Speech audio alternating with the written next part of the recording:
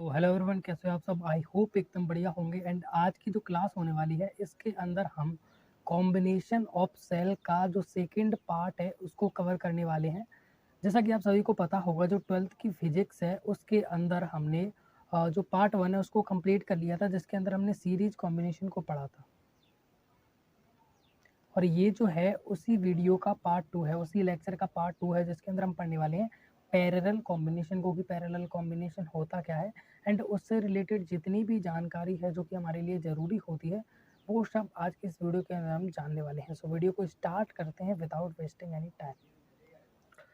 सबसे पहले मैं आपको अपना इंट्रोडक्शन देना चाहूँगा। इस चैनल को जिसको आप विजिट कर रहे हो, इसके ऊपर आपको 12th की फिजिक्स के लेक्चर देखने को मिल जाएंगे।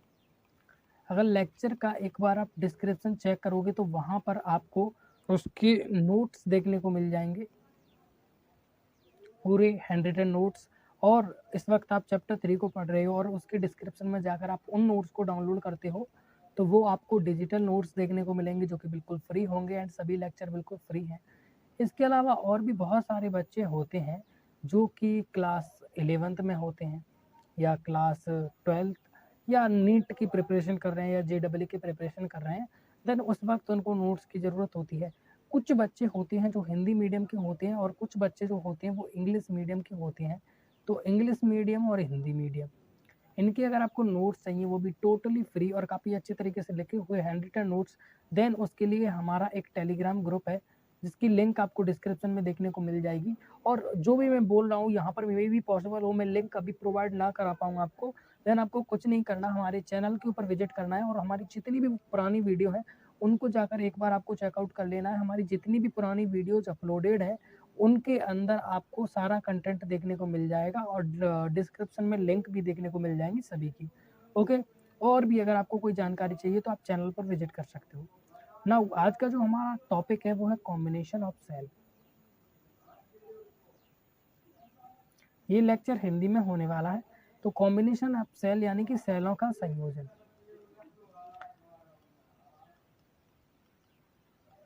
अब सेलों का संयोजन होता क्या है मैं आपको पहले बता चुका हूँ। इसके लिए सेलों की बहुत सारी इंपॉर्टेंट चीज़ों की ज़रूरत पड़ती है, जैसे कि EMF हो गया, टर्मिनल वोल्टेज हो गया। और इनका पता आपको तभी चलेगा जब आप इनको पहले पढ़ चुके होंगे, जिसको मैंने अपने लेक्चर्स के अंदर काफ़ी अच्छी तरीके से कवर कराया है। तो अगर आप लेक्चर्स देख कर आए हो ओल्ड एज तो आपका सब कुछ क्लियर होगा, और नहीं तो जाकर ज़रूर से चेकआउट कर लें, क्योंकि आपको वन शॉट और पूरी वीडियो भी देखने को मिल जाएंगी पूरे चैप्टर की।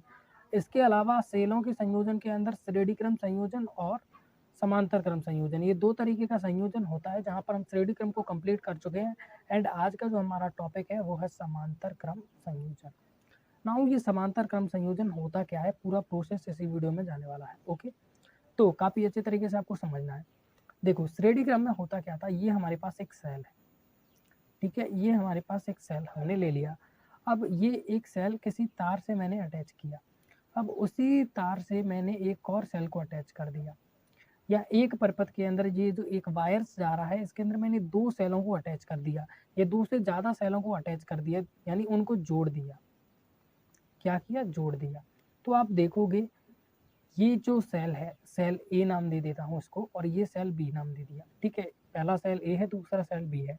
तो यहाँ पर आप देखोगे सेल और ए और बी दोनों एक ही तार से अटैच हैं। चलिए मैं एक और सेल को यहाँ पर ऐड कर देता हूँ, इसका नाम रख देता हूँ मैं सेल सी, ठीक है। ABC हमारे पास तीन सेल हैं और तीनों एक ही तार में अटैच हैं, एक ही परपथ के अंदर अटैच है, यानी एक ही वायर के अंदर अटैच है। तो ये जो हमारा क्रम है वो हमारा कौन सा क्रम है? श्रेणी क्रम, जिसके बारे में पढ़ चुके हैं, और इसका जो फॉर्मूला जनरेट करना है वो हम कर चुके हैं। नाउ अब समांतर क्रम क्या होता है आप सभी को पता होगा, और पिछली बार आपने प्रतिरोधों का पढ़ा था, समांतर और श्रेणी क्रम संयोजन। इसके अलावा आप पहले भी पढ़ चुके हो, जिनके अंदर मैंने आपको बताया था संधारित्रों का संयोजन। देन आपको सब कुछ पता होगा संयोजन क्या होता है। तो यहाँ पर ये जो पॉइंट आएगा उसके अंदर ABC, इन तीनों सेलों को हम ऐड करेंगे समांतर क्रम संयोजन में। कैसे? देखो, ये रहा हमारा पहला सेल,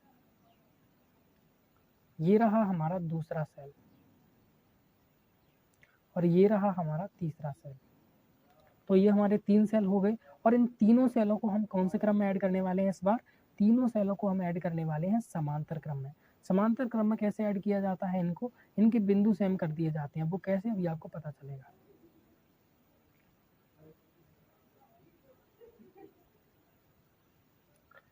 अब ये तो हो गया। अब मैंने आपको एक और चीज़ को बताया था, वो ये थी कि कोई भी सेल हो, उसका अपना एक आंतरिक प्रतिरोध होता है।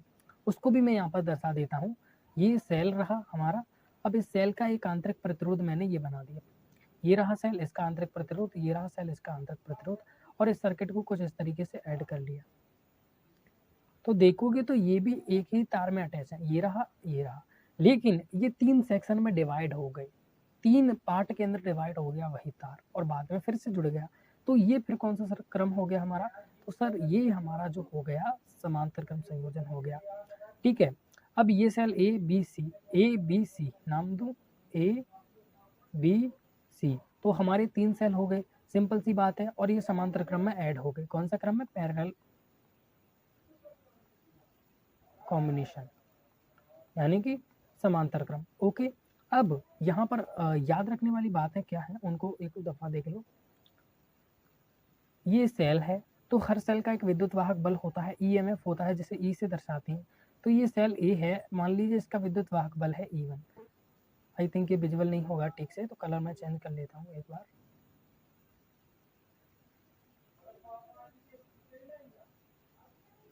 सॉरी, थोड़ा सा E1। ठीक है, ये सेल हो गया हमारा E1। ये रहा दूसरा सेल, तो इसका विद्युत वाहक बल होगा कुछ, इसका मान लीजिए E2 है। ये रहा तीसरा सेल, तो इसका मान लीजिए E3 है। तो हमारे पास 3 सेल हैं, ए बी सी, और तीनों का विद्युत वाहक बल क्या क्या है? क्रमशः E1, E2 और E3। Okay, E1, E2, E3। अब तीनों सेलों के आंतरिक प्रतिरोध भी होंगे, जैसा कि मैंने आपको बताया, कोई भी सेल है उसका आंतरिक प्रतिरोध होता है, तो इन सेलों के आंतरिक प्रतिरोध भी होंगे। तो ये मान लीजिए है R1, ये है R2, ये है R3। आंतरिक प्रतिरोधों को हम स्मॉल r से दर्शाते हैं, जैसा कि आप सभी को पता होगा। तो R1, R2, R3, ये 3 क्रम हो गए हमारे। ठीक है, यहाँ तक आपका कॉन्सेप्ट बिल्कुल क्लियर होना चाहिए और कोई भी डाउट नहीं होना चाहिए।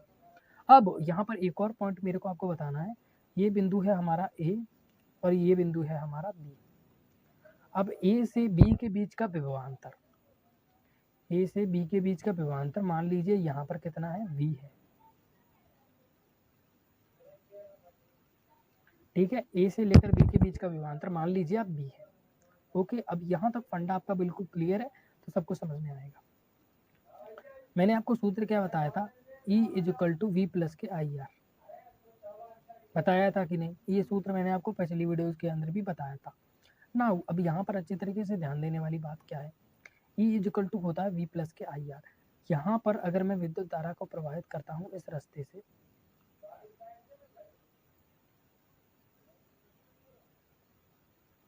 विद्युत धारा को मैं इस तार से प्रवाहित करता हूँ, तो अब यहाँ मान लीजिए मैंने यहाँ पर विद्युत धारा को प्रवाहित किया, तो आप देखोगे कि अगर ऊपर मैं इस वाले वायर को देखूँ, इस तार को देखूँ, तो इस तार में ओनली एक ही रास्ता है, ये एक ही वे है जहाँ से करंट फ्लो हो सकता है। अब ये हमारा एक पेन है, अगर मैं यहाँ से करंट को फ्लो करूँ तो करंट यहाँ से जा सकता है, लेकिन अगर मैं इसी को 3 पार्ट में डिवाइड कर दूँ तो जो करंट है वो 3 पार्ट में फ्लो हो जाएगा। ठीक उसी तरीके से ये तार है, अब ये 3 पार्ट में डिवाइड हो रहा है, तो ये 3 पार्ट में फ्लो होगा। जैसे कोई एक नदी है, अब उस नदी को 3 भागों में विभाजित किया जाए, एक इधर जाएगी, एक इधर जाएगी और एक इधर जाएगी, तो इस कंडीशन में होगा क्या? उस नदी का पानी 3 भागों में बढ़ जाएगा, लेकिन एक ही रास्ता है नदी के पानी को जाने के लिए, तो वो वहीं से जाएगा। सेम चीज़ यहाँ पर है, ये I है, ये इधर जाएगी I1, इधर जाएगी I2, ये इधर जाएगी I3। यानी कि ये जो विद्युत धारा I है ये 3 पार्ट में डिवाइड होगी। कौन कौन सी? I1, I2 and I3। तो I 3 पार्ट में डिवाइड हो गई, I1, I2 एंड I3। अब समझने वाली बात क्या है यहाँ पर, थोड़ा सा ध्यान दें।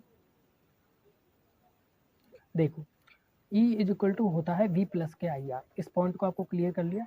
ठीक है, अब अब ये जो V है इसका मैं पश्चांतर करके इसको E के पास ले जाता हूँ, E को पश्चांतर कर देता हूँ मैं, V का E के पास ले जाता हूँ, तो IR एक तरफ रह गया और E तो एक तरफ था ही, लेकिन जब ये B इस साइड गया E के पास, तो ये माइनस में कन्वर्ट हो गया, तो ये V इधर गया तो माइनस के V हो गया। अब यहाँ पर है IR = E- के V।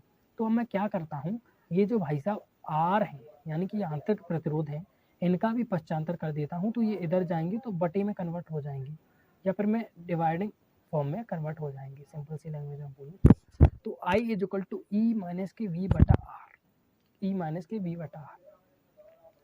अब I क्या है? I क्या है हमारी? I तुल्य। यानी कि आई विद्युत धारा होती है हमारी, तो आई तुल्य इज इक्वल टू ई। ई क्या है हमारा, ई है हमारा विद्युत वाहक बल, तो ये हो गया ई तुल्य माइनस वी बटा आर। आर क्या है हमारा, आर है हमारा आंतरिक प्रतिरोध यानी कि आर तुल्य। इस पॉइंट को क्लियर कर लो, बस आपका सारा काम कंप्लीट हो गया। आई वन आई तुल्य, अब इसके लिए आएगा ई तुल्य। तो यहाँ पर क्या है देखो गौर से, आई वन है कि नहीं, आई वन है, ये रही आई वन। आई वन इस वाले तार के अंदर प्रवाहित हो रही है, तो E इज इक्वल टू क्या होता है यहाँ पर देखो, ई तुल्य माइनस वी बटा आर, ई माइनस वी बटा आर, ई माइनस वी बटा आर। इस पॉइंट को क्लियर याद रखना, ई माइनस के वी बटा आर। तो इस आई वन के लिए ई क्या है, ई वन, और आर क्या है, आर वन। आई टू के लिए ई क्या है, ई टू, और आंतरिक प्रतिरोध क्या है, आर टू। आई थ्री विद्युत धारा के लिए अगर आप देखोगे विद्युत वाहक बल, तो वो ई थ्री है, और जो आंतरिक प्रतिरोध है वो आर थ्री है। तो वही मैं लिखता हूँ आई वन।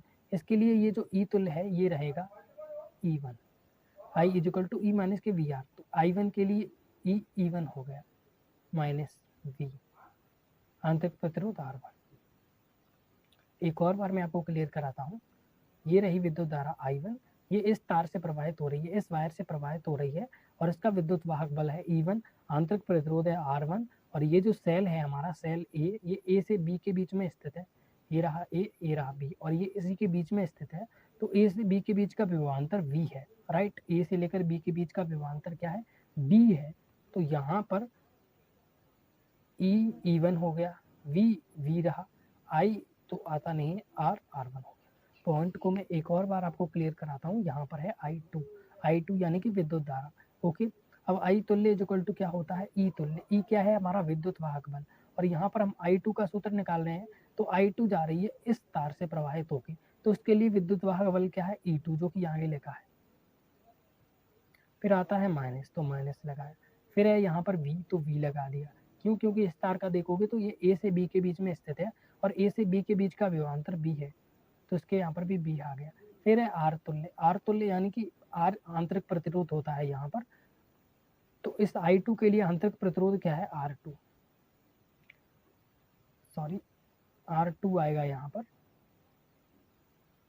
सेम चीज आई थ्री के लिए होगा, इसके लिए विद्युत वाहक बल है ई थ्री माइनस वी बटा आंतरिक प्रतिरोध है आर थ्री, जो कि आप इस ग्रिड डायग्राम में देख पा रहे हो, आई थ्री के लिए ई थ्री और आर थ्री। तो ये हमारे तीन सूत्र जनरेट हो गए।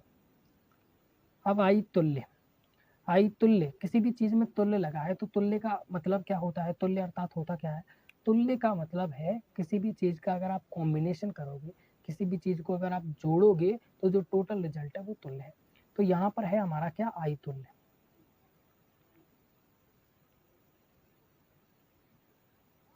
ये क्या है, आई तुल्य। तो आई तुल्य का मतलब ये है कि यहाँ पर विद्युत धारा तीन पार्ट में डिवाइड हो रही है, I one, I two, I three.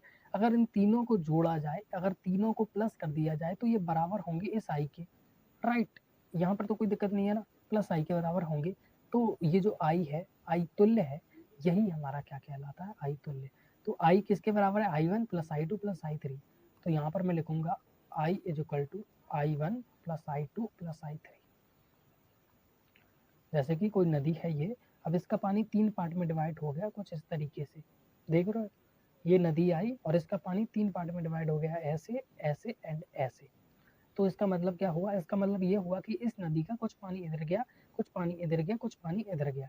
लेकिन अगर तीनों नदियों के पानी को मैं टोटल कर दूं, तो वो अकेला इस नदी के बराबर बैठेगा, क्योंकि इस नदियों में जो पानी आ रहा है वो इस नदी से ही आ रहा है। ठीक उसी तरीके से ये जो विद्युत धारा है आई, ये तीन पार्ट में डिवाइड हो गई। जैसे कि ये 8 है, तो ये तीन पार्ट में डिवाइड हो गई, कैसे, इधर मान लीजिए 2 चली गई, इधर 4 चली गई, है ना, और इधर भी 2 चली गई, तो 4 तो 6, 6 और 2 8, यानी ये तीन पार्ट में डिवाइड हो गई। ठीक उसी तरीके से आई जो है I one, I two, I three में डिवाइड हो गई।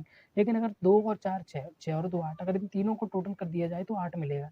ठीक उसी तरीके से I one, I two, I three, इन तीनों को टोटल कर दिया जाए तो हमें मिलेगा आई। तो अब आई इज इक्वल टू क्या होगा, यहाँ पर है I one is equal to E one minus के वी बटा आर वन। तो यहाँ पर है आई वन, अब आई वन की जगह मैं लिख सकता हूँ ई माइनस के वी बटा आर वन, प्लस प्लस में है क्या, आई टू, यहाँ पर देखोगे आई टू, तो आई टू इक्वल टू क्या है, ई टू माइनस के वी बटा आर टू,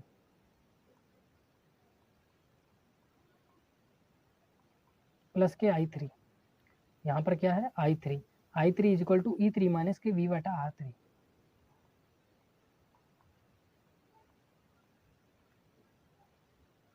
नाउ यहाँ पर देखने की कोशिश करो, देखो कोई भी संख्या है जैसे E माइनस के V बटा R, तो उसको मैं ऐसे लिख सकता हूँ, पहले R को E के साथ लिख दिया, फिर R को V के साथ लिख दिया, तो E बटा R माइनस के V बटा R, इस तरीके से मैं डिवाइडिंग के फॉर्म में लिख सकता हूँ।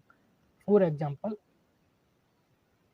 E1 माइनस V बटा R1 है, तो इस R1 को एक साथ तो मैं E1 के साथ लिख सकता हूँ, एक बात मैं V के साथ लिख सकता हूँ, तो E1 बटा R1 हो गया ये, माइनस V बटा R1 हो गया ये करीब अगर आप 6th क्लास से पढ़ते आ रहे हो तो 10th क्लास तक तो ये सारी चीज़ें आप सीख ही जा सकते हो, और अब तो 12th है, ऊपर से फिजिक्स आ गई आपके पास। यहाँ पर है E2, तो R2 को मैं एक बार E2 के साथ लिख सकता हूँ, फिर माइनस लगी हुई है, फिर R2 को मैं एक बार V के साथ लिख सकता हूँ, प्लस E3 को मैं लिख सकता हूँ R3 के साथ, माइनस V बटा R3। यानी ये नीचे वाली संख्या है, जैसे R1 इसको पहले E1 के साथ लिख लिया फिर V के साथ, यहाँ पर R2 पहले E2 के साथ लिख लिया फिर V के साथ, ठीक इसी तरीके से R1 R2 R3 इनको मैंने 3 पार्ट के अंदर डिवाइड करके उनके फॉर्म में लिख लिया। अब इसको मैं थोड़ा सा और सरल बना देता हूँ, कैसे, E1 बटा R1, ये एक पॉजिटिव संख्या है तो मैंने एक साइड कर ली, अगर आप दूसरी तरफ देखोगे यहाँ पर तो ये जो E2 बटा R2 है ये भी पॉजिटिव है, तो इसको भी मैं इधर लिख लेता हूँ। फिर है E3 बटा R3, ये भी पॉजिटिव है, तो उसको मैं इधर लिख लेता हूँ। ऐसा पॉसिबल है, मैथ में सब कुछ पॉसिबल है। माइनस के V बटा R1 माइनस के V बटा R2 माइनस के V बटा R3। अब सर आपने किया क्या है, एक और बार देख लो यहाँ पर, माइनस के V बटा R1 माइनस के V बटा R2 माइनस के V बटा R3 माइनस के V बटा R1 माइनस के V बटा R2 माइनस के V बटा R3। जो माइनस वाली संख्या है मैंने उनको सीक्वेंस में लिख दिया, और जो प्लस वाली संख्या है जैसे E1 बटा R1 E2 बटा R2 E3 बटा R3 इनको मैंने एक तरफ सीक्वेंस में लिख दिया, यानी इनको मैंने क्या कर दिया, एक तरीके से साइड कर दिया। नाउ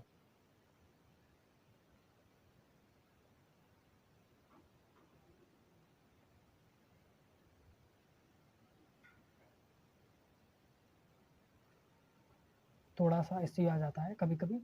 अब देखो यहाँ पर V है, यहाँ पर V है, यहाँ पर V है, तीनों के अंदर V है, तो मैं क्या करता हूँ, V को कॉमन ले लेता हूँ। जैसे पहले तो इस पॉइंट को देखो, I is equal to E1 बटा R1 प्लस E2 बटा R2 प्लस E3 बटा R3, तो I is equal to E1 बटा R1 प्लस E2 बटा R2 प्लस E3 बटा R3।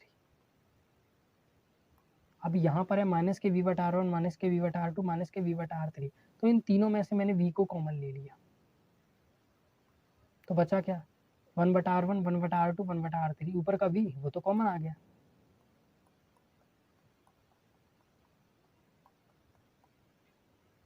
ओके, अब ये पॉइंट आपका क्लियर है। बस अब इसके बाद तो आपका सॉल्यूशन हो ही गया, फाइनली इससे पीछे छूटा। देखो अगर आपने पिछले लेक्चर देखे हैं तो ये भी काफ़ी इजी होगा, और अगर आपने पिछले लेक्चर नहीं देखे तो भारी पड़ेगा, सच ही बता रहा हूँ। ओके, तो ये तो एक पॉइंट हमारा हो ही गया, और एक पॉइंट हमारा ये हो ही गया। अब आई इज इक्वल टू क्या होता है, आई तुल्य, या I is equal to E तुल्य माइनस के वी बटा आर, या फिर I is equal to E minus के वी बटा आर, होता है कि नहीं, होता है कि नहीं। या फिर मैं लिख सकता हूँ ई तुल्य माइनस वी बटा आर तुल्य, ऐसे ही लिखता हूँ, उसको थोड़ा सा अच्छे वे में लगेगा, ई तुल्य माइनस के वी बटा आर तुल्य। ओके, तो इस तरीके से ये हो गया।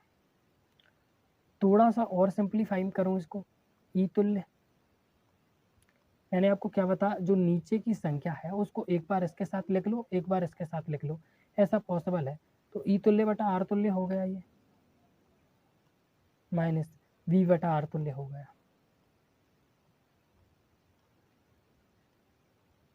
अब यहाँ पर है ई तुल्य बटा आर तुल्य,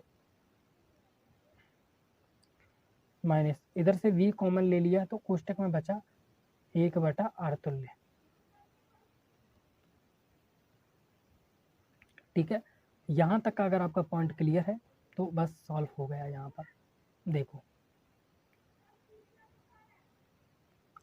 देखो यहाँ पर है ई तुल्य बटा आर तुल्य, और यहाँ पर है ये पूरा, यहाँ पर है v माइनस के, यहाँ पर भी है v माइनस के, यहाँ पर है 1/r तुल्य, तो यहाँ पर है ये, और ये i है, ये i है, तो i दोनों कैसे हो गए, सेम हो गए, समान हो गए। ठीक है, यहाँ तक कोई डाउट नहीं है। तो जब i समान है तो इसके बराबर की संख्या भी समान है। बराबर का मतलब होता है तुल्य होना, इक्वल होना। अब इस बात को समझने की कोशिश करो थोड़ा अच्छे तरीके से, जैसे कि 2 किलो सेब 2 किलो अंगूर के बराबर है, और 2 किलो सेब 2 किलो प्याज के बराबर है। इसका मतलब ये है कि प्याज और अंगूर दोनों बराबर हैं, क्योंकि दोनों ही सेब के बराबर हैं, तो दोनों इक्वल में बराबर हुई ना। ठीक उसी तरीके से ये i बराबर के इस साइड की संख्या के बराबर है, ये i इस साइड की संख्या के बराबर है। अब i और i आपस में बराबर है, इसका मतलब ये वाली संख्या भी बराबर है। तो इस कंडीशन में हम कंपैरिजन करते हैं कैसे, यहाँ पर है ई तुल्य बटा आर तुल्य, तो इसको मैं लिख देता हूँ ई बटा आर। ठीक है, और ये किसके बराबर निकल के आ रहा है, E1 बटा R1, E2 बटा R2, E3 बटा R3।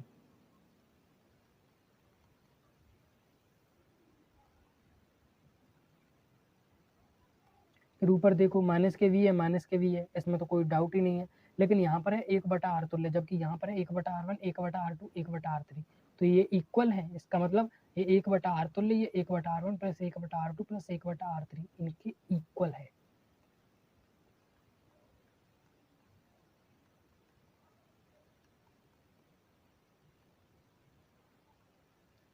ठीक है, तो यहाँ पर हमारे पास दो चीज़ें निकल के आई हैं। पहली चीज़ तो ये, और दूसरी चीज़ तो ये है। तुल्य लगाना चाहो तो तुल्य लगा दो, अथवा सिंगल लिखा है, इसका मतलब यही है कि वो तुल्य है, यानी सिंगल है मतलब सब पर भारी है, और एक्चुअली में ऐसा ही होता है।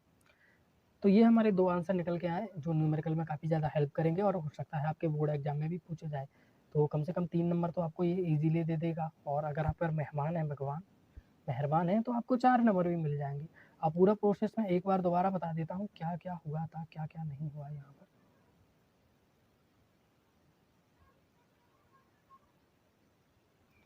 सबसे पहले हमने पढ़ा सेलों का कॉम्बिनेशन, यानी कि सेलों का संयोजन। और उसके बाद मैंने आपको अपनी इंफॉर्मेशन दी, और उसके बाद एक्चुअली में स्टार्ट हुआ कि सेलों का संयोजन कितने तरीके का होता है। 2 तरीके का, समांतर क्रम, श्रेणी क्रम। श्रेणी क्रम को पढ़ चुके, समांतर क्रम को पढ़ना था। समांतर क्रम में कुछ इस तरीके से तारों को अरेंज किया जाता है। ठीक है, यहाँ पर मैंने 3 सेल लिए, ए बी सी। अब 3 सेल लिए अलग अलग, तो तीनों का विद्युत वाहक अलग अलग, क्योंकि अगर तीनों सेलों का विद्युत वाहक समान है, इसका मतलब तीनों सेल भी समान है ना। तो मैंने तीनों का विद्युत वाहक अलग अलग लिया। पहले का है E1, दूसरे का है E2, तीसरे का है E3। अब विद्युत सेल लिए हैं तो जाहिर सी बात है आंतरिक प्रतिरोध भी होगा, तो फिर इनका आंतरिक प्रतिरोध भी लिया है मैंने R1, R2, R3। ओके, फिर इनका विभवांतर ले लिया V। अब सभी का विभवांतर V क्यों है, जब सभी का विद्युत वाहक अलग अलग है, प्रतिरोध अलग अलग है, तो सबका विभवांतर सेम कैसे हो गया। क्यों, क्योंकि विभवांतर डिपेंड करता है बिंदुओं के अंतर पर, और बिंदु यहाँ पर देखोगे तो A है, यहाँ पर देखोगे तो B है, और ये जो सेल है A से B के बीच में स्थित है। तो सभी सेल जब समान बिंदु के बीच में स्थित हैं तो सभी का विभवांतर समान हो गया, सिंपल सी बात है। फिर हमने E = V प्लस का IR सूत्र लगाया, फिर V का पश्चांतर किया तो ये E माइनस V हो गया, R का पश्चांतर किया तो E माइनस के V बटा R हो गया।